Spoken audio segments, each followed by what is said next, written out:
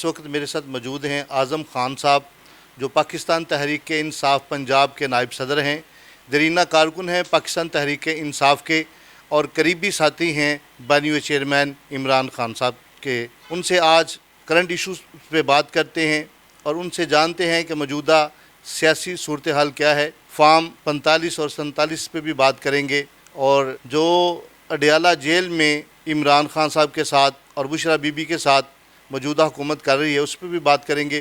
سب سے پہلے السلام علیکم خان صاحب، آپ کا کیا حال ہے؟ وعلیکم السلام جی، بھی الحمدللہ بالکل ٹھیک ہوں جی، آپ سب سے پہلے ہمیں یہ بتائیں کہ عمران خان صاحب کی جیل میں کیا پوزیشن ہے، اور کیا آپ سمجھتے ہیں کہ خان صاحب جلد رہا ہو جائیں گے؟ عمران خان صاحب کو تو پہلے یہ کہ لوگوں تک ایکسیس نہیں ہے، رابطے کی کمی کی وجہ سے بھی کافی مشکلات رہتی ہیں۔ لوگ جاتے ہیں ملنے کے لیے، اڈیالہ کے ادھر ادھر پھر کے گھوم کے پورا دن وہ ضائع کرتے ہیں، اور اس کے بعد بھی ملاقات کا رستہ نہیں نکلتا، تو لوگوں کو ملنے نہیں دیا جاتا۔ یہ ایک بہت بڑی تکلیف ہے۔ ہم بھی کئی دفعہ گئے اور پھر راولپنڈی پھر گھوم پھر کے تو واپس آنا پڑا، تو یہ ایک تکلیف دہ عمل ہے۔ خان صاحب سے ہر ایک کو ملنا چاہیے، یہ بنیادی حقوق میں شمار ہوتا ہے کہ ہمیں ملنے دیا جائے۔ کوئی بھی ملنے کی گزارش کرتا ہے تو خان صاحب جس کو ریکمینڈ کریں تو اسے تو کم از کم ملوائیں، تو یہ ایسا نہیں کر رہے، ہر ایک کو نہیں ملنے دے رہے، بالکل سلیکٹڈ سے صرف ان کے وکلاء ملتے ہیں ان سے، یا کوئی جو وہ چاہتے ہیں ان کو ملواتے ہیں۔ آپ کیا سمجھتے ہیں کہ آپ کو کوئی تفریق نظر آ رہی ہے، فرق نظر آ رہا ہے کہ جب میاں برادران یا دوسرے سیاستدان جو ہیں، زرداری صاحب وہ جیل میں ہوتے ہیں تو ان کو بڑی فرسٹ کلاس قسم کی جو سہولیات دی جاتی ہیں، اور عمران خان صاحب کو سہولیت نہیں دی جا رہی؟ کیا یہ آپ نہیں سمجھتے کہ یہ پاکستان ایک اور اس کے قانون دو نظر آ رہے ہیں؟ جی دیکھو، فرق ہے، جو جیل میں قید ہے قیدی کا فرق ہے۔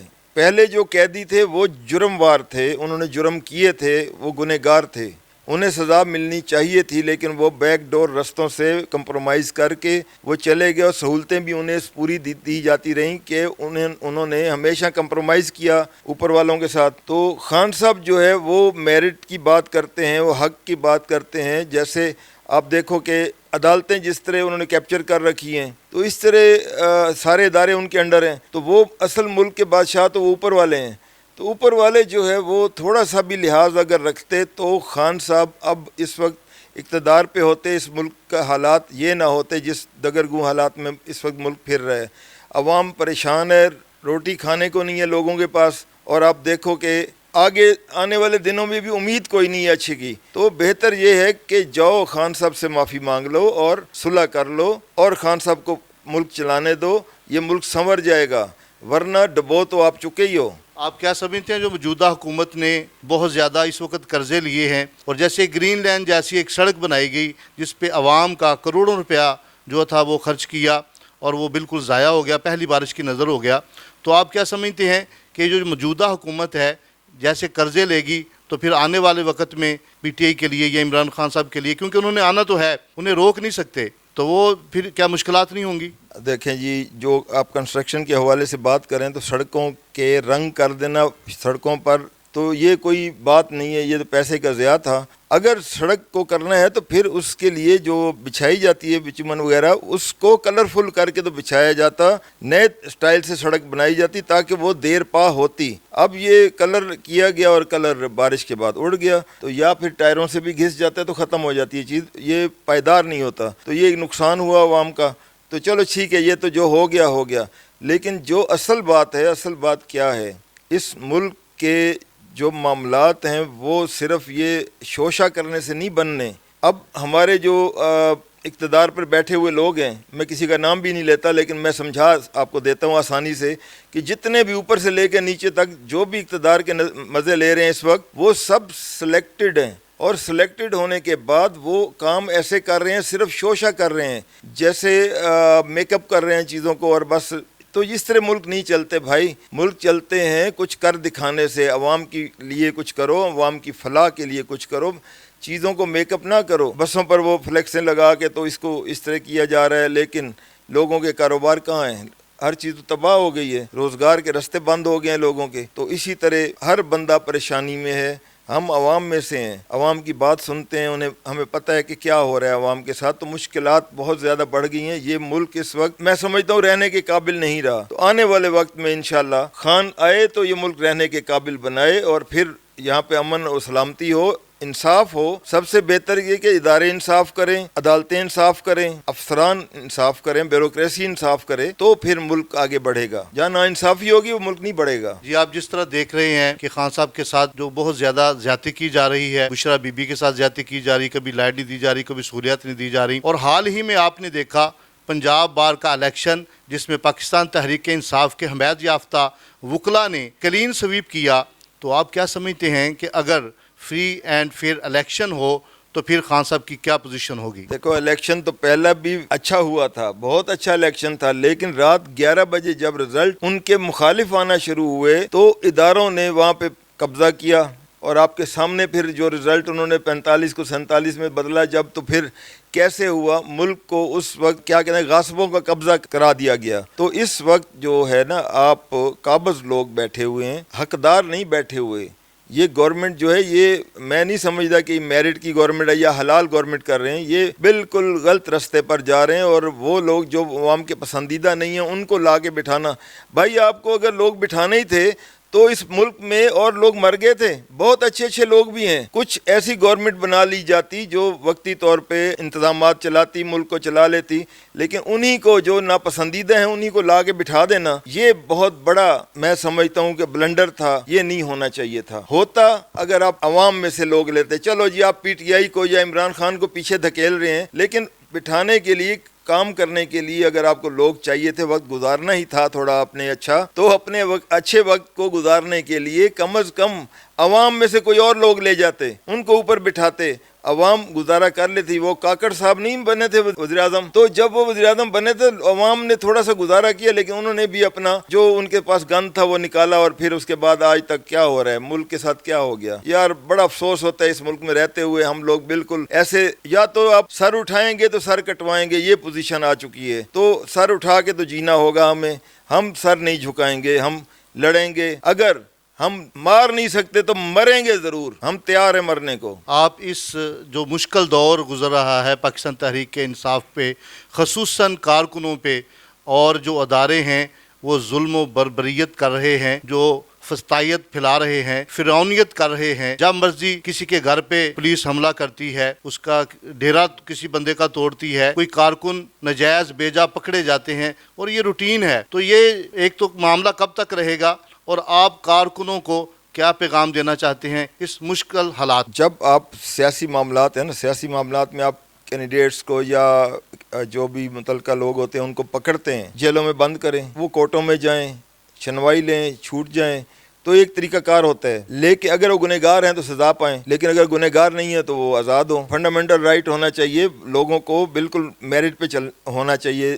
اور جو گورنمنٹس اوپر بیٹھتی ہیں, گورنمنٹس جو ریاست ہوتی ہے یہ ماں کی حیثیت رکھتی ہے. اب ہماری گورنمنٹ جو ہے وہ ماں کی حیثیت میں نہیں ہے, یہ صرف ظلم کی جگہ پہ کھڑے ہیں. لوگوں کے گھروں میں گھس جانا یہ سب سے بڑی بدماشی ہے. اب غیرت کی بات آتی ہے کہ جب کسی کے گھر میں آپ گھستے ہو تو اس کو آپ بے غیرت کرنا چاہتے ہو. جب آپ کسی کی غیرت للکارو گے تو وہ لڑے گا, مرے گا. تو پھر بہتر ہے اس ملک کو فساد کی طرف نہ لے جایا جائے, لوگوں کے گھروں میں نہ گھسا جائے. آپ سے لوگ کیوں نفرت کر رہے ہیں؟ اس لیے نفرت کر رہے ہیں کہ آپ لوگوں نے اداروں کے ذریعے, پولیس کے ذریعے آپ نے ملک کے لوگوں کو بے عزت کرنا شروع کیا. یہ جو آپ بے عزت کر رہے ہیں لوگوں کو, یہ آپ بھی انسان ہیں, آپ کے اندر بھی ایک جذبات ہوں گے, عزت اور بے عزتی کو سمجھتے ہوں گے. تو جتنا آپ برداشت کر سکتے ہیں اتنا دوسروں کے ساتھ کیا جائے. اتنا نہ کریں کہ لوگ آپ کو نفرت کی حد تک تھو تھو کرتے پھریں. اس وقت عوام آپ سے نفرت کرتی ہے, لیکن اس کو نفرت کو محبت میں ڈالنے کے لیے, محبت میں بدلنے کے لیے آپ کو اپنے رویوں کو بہتر کرنا چاہیے. میری آپ سے استدعا ہے, آپ طاقتور ہیں, لیکن میں آپ کو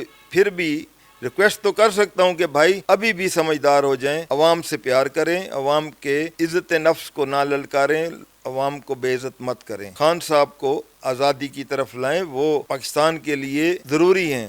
ان کو آپ جب پاکستان میں اقتدار کے عہدے پر لائیں گے تو یہ ملک ضرور ترقی کی طرف جائے گا، ہمیں یقین ہے اور 10,000% یقین ہے اس پر۔ آپ کیا سمجھتے ہیں کہ عمران خان صاحب کی مقبولیت بڑھ رہی ہے جیل میں، اور اس میں کیا جس طرح کے ہم نے پیچھے کافی ادوار میں دیکھا کہ جمعیت علماء پاکستان فے کے مولانا فضل الرحمان صاحب، آصف علی زرداری صاحب صدر پاکستان، یہ بار بار خان صاحب سے رابطہ کر رہے ہیں کہ ہم آپ کے ساتھ چلنے کے لیے تیار ہیں، آپ کچھ تھوڑا سا سٹیپ ڈاؤن کریں، تو آپ کیا سمجھتے ہیں کہ خان صاحب کو سٹیپ ڈاؤن کرنا چاہیے؟ خان صاحب سٹیپ ڈاؤن کیوں کریں؟ اب جو آپ سمجھیں ذرا، ایک بندے نے اتنا عرصہ تکلیفیں برداشت کر لیں تو وہ اب یہ گنتی گنے گا کہ میں نے اتنا عرصہ برداشت کر لیں تو اور بھی آگے کر لوں گا، تو اس لیے اس کے اندر اس طرح کا جذبہ ہے، وہ پچھلے دنوں کو نہیں گن رہے کہ میں نے کتنے دن تکلیف اٹھائی، وہ آگے دیکھ رہے ہیں کہ اور بھی کتنے دن میں کر لوں گا، وہ مقابلہ کریں گے۔ وہ دیکھو، حق والا جو بندہ حق پر کھڑا ہے وہ کبھی بھی نہیں جھکتا، اور وہ حق پر کھڑے ہیں، ان کا حق انہیں ملنا چاہیے۔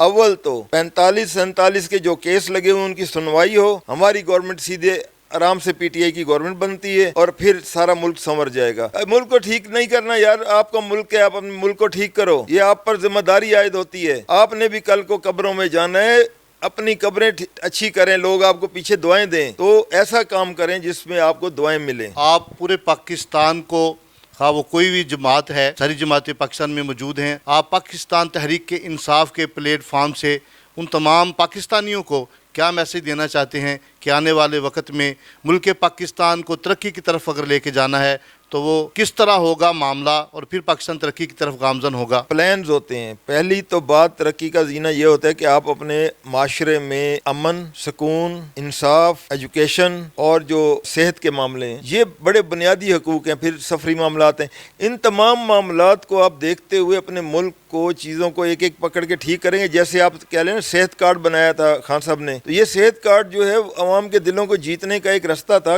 جیت گیا وہ۔ اسی بات پہ ایک چھوٹی سی بات تھی، معمولی بات تھی، 10-10 لاکھ ہر ایک بندے کے، جس کے گھر میں کوئی بیمار ہوتا ہے، اس کے گھر میں پیسے نہیں ہوتے، وہ بیماری سے سسک کے مرتا ہے، اس کے پاس جب وہ کارڈ ہوتا ہے تو وہ جا کے اپنا علاج مفت میں کرواتا ہے، تو کتنی پرسکون ہوتا ہے وہ لوگ، وہ گھر میں کتنا سکون آتا ہے۔